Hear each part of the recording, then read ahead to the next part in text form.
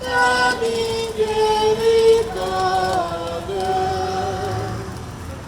Seigneur, ne nous traite pas selon. Dernier vendredi du Carême, vendredi saint.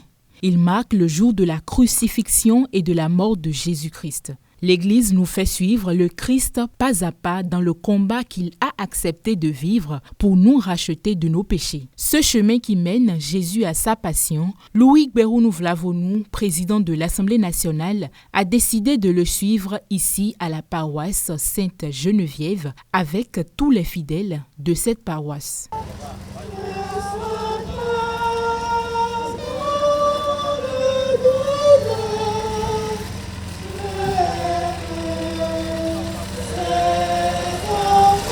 Le chemin de croix qui accompagne Jésus vers sa mort est une contemplation active qui veut aider chacun à entrer dans le mystère de l'amour de Dieu manifesté en son Fils. Un pas après l'autre, la première autorité parlementaire a passé les 14 stations du chemin de croix.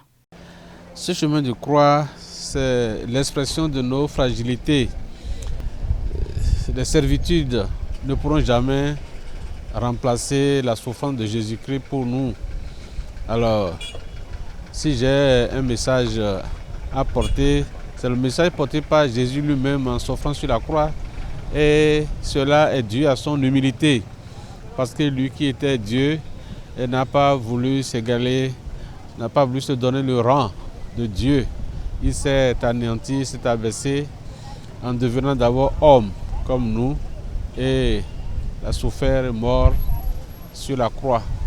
Alors, cette humilité, c'est cela que nous devons retenir surtout, parce que sans humilité, c'est vaine gloire. De retour à la paroisse, les fidèles catholiques ont ensuite suivi une célébration, une cérémonie solennelle consacrée à l'explication de la passion du Christ. Selon l'aumônier Axel Tchekete, ce que les fidèles viennent de vivre à travers ce chemin de croix n'est pas une allégorie. Aujourd'hui, en ce moment, nous devons méditer sur nos propres douleurs. Nous devons méditer également sur nos péchés. Comment nous sommes les bourreaux les uns des autres. Comment nous sommes aussi les victimes des offenses ou des péchés des autres.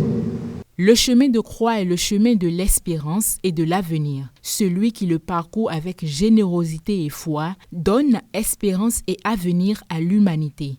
Comme le disent les Saintes Écritures, le Fils de Dieu mort est enterré et ressuscitera 3 jours après.